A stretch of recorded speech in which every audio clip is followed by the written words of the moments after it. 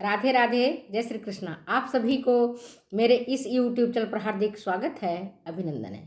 प्यारे दोस्तों, आज मैं आपको LT ग्रेड में जो सिलेबस है यूनिट सेकेंड, उसका जो एक टॉपिक है ग्राम पंचायत, उसके बारे में मैं आपको बता रही हूँ। इसके पहले वाली वीडियो में मैंने सामुदायिक संगठन के बारे में विस्तार से चर्चा किया है। आज की इस वीडियो में मैं आपको ग्राम पंचायत के बारे में बताऊंगी। ग्राम पंचायत क्या है? औपचारिक संस्था है, अनौपचारिक संस्था नहीं है। अनौपचारिक संस्था क्या होता है, ये मैंने आपको पिछली वीडियो में बताया है। औपचारिक संस्था है मतलब फॉर्मल इंस्टीट्यूशंस है। और ये जो औपचारिक संस्था है, ये क्यों बनाया जाता है? इसका मुख्य उद्देश्य होता है जो आवश्यकता है उनकी पूर्ति हेतु बनाए गए एक संगठन है और इन्हें समाज द्वारा मान्यता मिलती है, उसको हम कहते हैं औपचारिक संस्था। और अस्थायी होते हैं ये, इन्हें समाज के द्वारा मान्यता मिली हुई होती है। स्कूल, कॉलेज, सहकारी समिति, बैंक, अस्पताल, ग्राम पंचायत, ये सारी चीज़ें, सारे जो हमने आपको नाम गिनाए हैं, वे सब औपचारिक संगठन है, औपचारिक संस्थाएं हैं। अब हम बात करते हैं ग्राम पंचायत की। भारत में आज़ादी से पहले, अंग्रेजों के आने से पहले ग्राम पंचायत की व्यवस्था थी। पंचायत का मतलब क्या होता है? पांच, पंचायती। पंच लोगों ने जो निर्णय दे दिया, जो डिसीजंस दे दिए, वो मान्य होते थे, इसको हम कहते थे पंचायत। तो भारत में पहले भी पंचायत व्यवस्था थी। गांव के लोग आपस में मिलकर के उन्नति का भी काम करते थे, प्रगति का काम करते थे, और फिर उनमें जो आपसी विवाद होता था, जो लड़ाई झगड़े होते थे, खुद ही पंच लोग मिलते थे और उसका निपटारा कर लेते थे। कोर्ट में नहीं जाते थे। आप तो देखो, कोर्ट में कचहरी में जाते जाते जाते जाते दिन निकल जाता है, बाल पक जाते हैं, बाल झड़ जाते हैं, लोग ऊपर चले जाते हैं, लेकिन निर्णय नहीं होता था, नहीं होता है। तब पंचायती राज व्यवस्था में त्वरित निर्णय किया जाता था, तत्काल निर्णय, और पंच की बात माननी पड़ती थी। आज भी देखते हो पंचायत की खेप लगती है। राजस्थान का एक जिला है जालोर, वहाँ पर जो वर्तमान में आप देख रहे हो ना, ये लड़कियां भाग रही हैं, इंटरकास्ट मैरिज कर रही हैं, बहुएं अपने पति को छोड़ रही हैं, दो दो बच्चे को छोड़ के भाग जा रही हैं। तो वहाँ पर पंचों ने मिल करके, गांव वाले ने मिल करके, 8-10 गांव वाले मिल गए आपस में, और उन्होंने डिसाइड किया कि जो युवतियां हैं, जो किशोरियां हैं, उनको मोबाइल नहीं दिया जाना चाहिए, उनको कीपैड वाला दिया जाना चाहिए, उनका स्मार्टफोन नहीं दिया जाना चाहिए। तो ये क्या है? पंच का फैसला है। पंच का फैसला ही पंचायती कहलाता है, और उन्हीं का राज चलना पंचायती राज कहलाता है। ठीक है, भारत में इसकी व्यवस्था पहले से थी, लेकिन जब से अंग्रेज आए भारत पर, जब भारत में अंग्रेज आए तो उन्होंने इस व्यवस्था को तहस नहस कर दिया, तानाशाही रवैया अपनाया, एक एक को फोड़ते चले गए। 1830 में जब लॉर्ड हेस्टिंग्स आया था, जो अंग्रेजों का गवर्नर जनरल था, ने बताया था कि भारत में जितने भी गांव हैं वे सभी स्वायत्त शासी गणराज्य हैं। अंग्रेजों की बात अच्छी नहीं लगी, उन्होंने फूट डालो शासन करो, फूट डालो शासन करो के तहत यहाँ की व्यवस्था को तोड़ मरोड़ देने का काम किया, ध्वस्त कर दिया, पंचायत राज ही खत्म कर दिया। देखते नहीं थे अंग्रेज कभी गुजरात में किसी से लड़वा रहे हैं, कभी राजस्थान में लड़वा रहे हैं, तो कभी बिहार में जा रहे हैं लड़ने के लिए, कभी दिल्ली की सत्ता पाने के लिए क्या क्या नहीं किया अंग्रेजों ने। छिपी हुई नहीं है, उस पर हम चर्चा नहीं करेंगे, हम इतिहास के विद्यार्थी नहीं हैं। अब हम वो होता है भारत की आज़ादी। जब भारत आज़ाद हुआ तो फिर से पंचायती राज व्यवस्था शुरू की गई और महात्मा गांधी का इसमें बहुत बड़ा योगदान है। गांधी जी ने क्या कहा, भारत की आत्मा गांवों में बसती है। 75 से 80% लोग गांव में रहते हैं, तो गांव की लड़ाई झगड़े कोर्ट नहीं जाने चाहिए, शहर नहीं जाने चाहिए।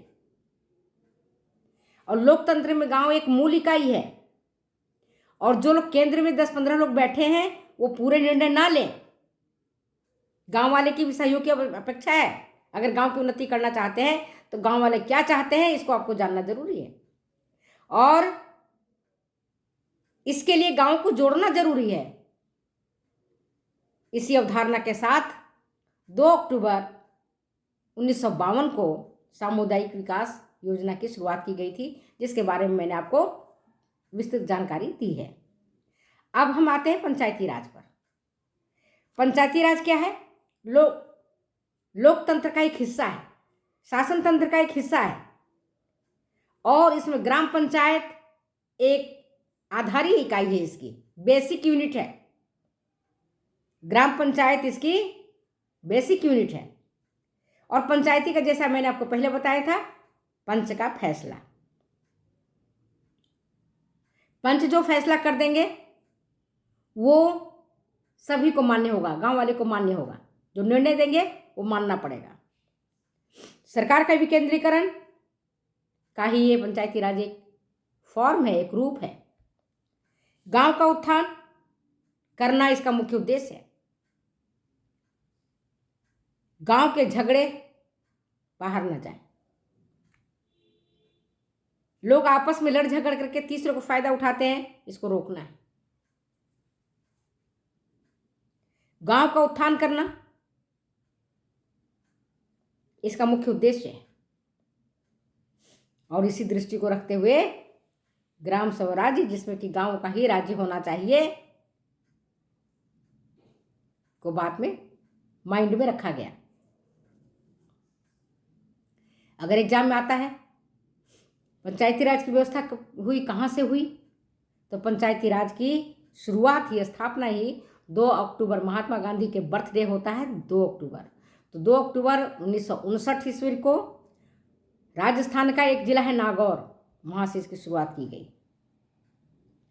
और श्री बलवंत राय मेहता के सिफारिशों पर पंचायत राज की स्थापना वैधानिक ढंग से की गई। सन 1950-60 में राज्य सरकारों के द्वारा विभिन्न राज्यों में पंचायती राज की स्थापना के लिए कानून बनाए गए। अब देखते हैं पंचायती राज क्या है। पंचायती राज की 3 स्तरीय प्रणाली है। कैसे स्तरीय प्रणाली है पंचायती राज? 3 स्तरीय। पहला गांव स्तर पर, गांव पर क्या होगा बोलो? गांव पर गांव पंचायत। फिर गांव के बाद कौन सा आता है? ब्लॉक, प्रखंड जिसको बोलते हैं हिंदी में। प्रखंड स्तर पर क्या होगा? पंचायत समिति। और तीसरा जिला स्तर, जिला स्तर पर क्या होगा? जिला परिषद। त्रिस्तरीय प्रणाली है, याद रखना। पंचायती राज कैसा है? त्रिसूत्रीय प्रणाली है, त्रिस्तरीय प्रणाली है। पहला ग्राम स्तर, दूसरा प्रखंड स्तर, और तीसरा है जिला स्तर। ग्राम स्तर पर ग्राम पंचायत, प्रखंड स्तर पर पंचायत समिति, और जिला स्तर पर जिला परिषद। अब भारत के सभी राज्यों में और केंद्र शासित प्रदेशों में त्रिस्तरीय प्रणाली लागू किया गया। कुछ ऐसे राज्य हैं, भारत के 5 राज्य ऐसे हैं जहाँ पर द्विस्तरीय प्रणाली लागू किया गया, और 8 राज्य ऐसे हैं जहाँ पर एक स्तरीय प्रणाली लागू किया गया। अब पंचायती राज के बारे में देखते हैं। तो पंचायती राज को जो संवैधानिक रूप से स्टेटस मिला वो मिला 73वां संशोधित धारा लागू करने पर। कौन सी? याद रखना, 73वां संशोधित धारा लागू करने पर। और इसका विस्तार कौन कौन से राज्यों में किया गया? आंध्र प्रदेश, 3 तो प्रदेश ही हैं, आंध्र प्रदेश, हिमाचल प्रदेश और मध्य प्रदेश। इसके बाद उड़ीसा, राजस्थान, गुजरात और महाराष्ट्र, यहाँ तक किया गया। और राजस्थान में अगर एग्जाम में आता है तो राजस्थान में 24 दिसंबर 1996 से ये लागू हुआ।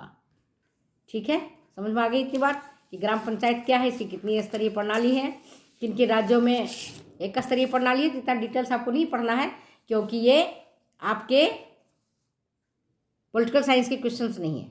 इसका तो एक उद्देश्य हमको पढ़ना है, पढ़ने के लिए बहुत सारी चीज़ें हैं, उतना हमको नहीं जानना है। तो देखो अब हम देखते हैं त्रिस्तरीय प्रणाली कहाँ काम करती है। त्रिस्तरीय प्रणाली जहाँ की जनसंख्या 2 मिलियन से अधिक है वहाँ पर त्रिस्तरीय प्रणाली काम करेगा। और फिर 5 वर्ष के अंतराल में पंचायत का चुनाव होगा। इस पंचायत के चुनाव में SC, ST और वीमेंस के लिए, महिलाओं के लिए 1/3 सीट आरक्षित किए जाएंगे, SC, ST और वीमेन के लिए। और ग्राम पंचायत का मुखिया कौन होता है? प्रधान होता है। हेड कौन होता है? ग्राम पंचायत का हेड कौन होता है? प्रधान होता है। कहीं कहीं इसको मुखिया बोला जाता है। ग्राम पंचायत क्या है? पहली संस्था है, ग्राम स्तर पर काम करती है, संवैधानिक संस्था है, याद रखना। ग्राम पंचायत संवैधानिक संस्था है, ग्राम स्तर पर काम करती है और ये पहली संस्था है, भूलना मत। अगर किसी गांव में, छोटा गांव है जिसमें आबादी 1000 नहीं है, तो 2-3 गांव मिला करके भी जब आबादी 1000 हो जाएगी तब ये ग्राम पंचायत वहाँ पर चुनाव करवा सकती है। 1000 होना चाहिए। उत्तर प्रदेश में अगर 1000 से 2000 तक जनसंख्या है तो वहाँ पर 11 सदस्य होंगे, 11 सदस्यों का चुनाव किया जाएगा। अगर आबादी 2000 से 3000 है तो 13 सदस्यों का चुनाव किया जाएगा।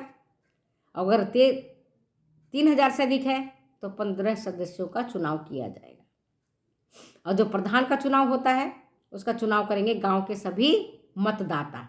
जितने भी गांव के लोग बैठे हुए हैं, जो मतदाता हैं, वो इनका चुनाव करेंगे प्रधान का। और इसमें भी प्रधान के लिए भी निर्वाचित सीट में से 1/3 सीट SC, ST और महिला का होगा, रिजर्व रहेगा, आरक्षित रहेगा। अब देखते हैं कि प्रशासनिक अधिकारी कौन होता है गांव स्तर पर। ग्राम स्तर पर प्रशासनिक अधिकारी VDO होता है, ब्लॉक डेवलपमेंट ऑफिसर, जिसको विकास अधिकारी भी बोलते हैं। पहले इसको VLW बोला जाता था, विलेज लेवल वर्कर। अब इसका नाम VDO पड़ गया है। आय, अब देखेंगे कि खर्चा कहाँ से चलेगा। खर्चा भी तो देखना है ना, खर्चा कहाँ से चलेगा। खर्चा चलता है, एक तो सरकार देती है सहायता, सरकारी सहायता मिलता है। दूसरा तालाब से, पोखर, मत्स्य पालन, पशु बाड़ा, मछली पालन, वही मत्स्य पालन, पशु बाड़ा से, मेला वेला से, इनसे उनको आय मिलती है। अब देखते हैं कि पंचायत समिति का काम क्या है, ग्राम पंचायत का क्या काम है। पंचायत समिति तो बाद में आएगा, अभी ग्राम पंचायत का क्या काम है। ग्राम पंचायत का क्या काम है? पहला काम तो ये है कि गांव में जो भी प्राकृतिक संसाधन उपलब्ध हैं, नेचुरल रिसोर्सेज, जैसे तालाब है, पोखर है, जंगल है, जो भी प्राकृतिक संसाधन उनके पास हैं, भूमि है, उनका उपयोग करके गांव की उन्नति करना, गांव की प्रगति करना।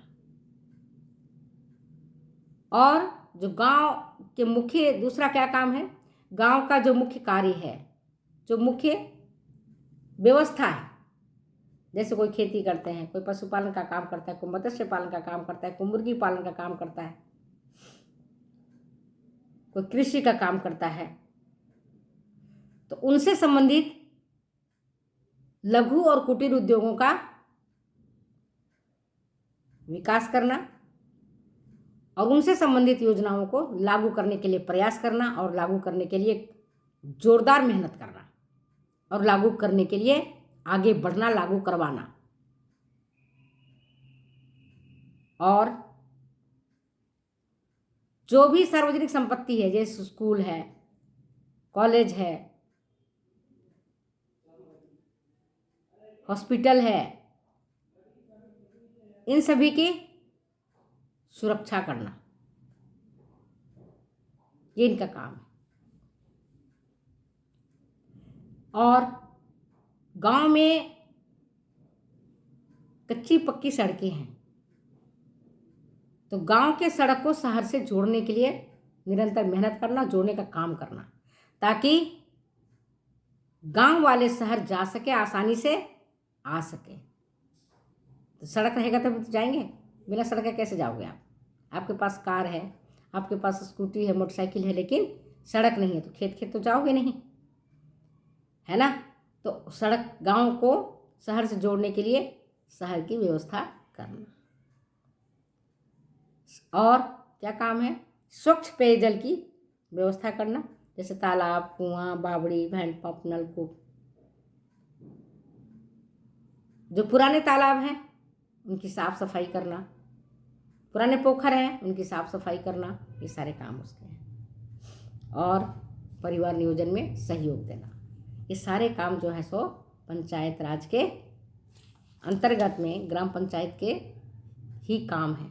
इसमें मुखिया और जो दूसरे सदस्य हैं सब जा कर के काम करते हैं, सब जा कर के मिलते हैं, सब जा कर के आगे से आगे कलेक्टर साहब तक बताते हैं बातों को। आगे मैं बताऊंगी सेकंड टाइम। तब तक दो इजाज़त जाने की, वीडियो लंबी हो जाती है तो आप लोग देख नहीं पाते हो। ओके बाय, फिर मिलते हैं। कमेंट करना और लाइक करना, शेयर करना मत भूलना। Okay bye.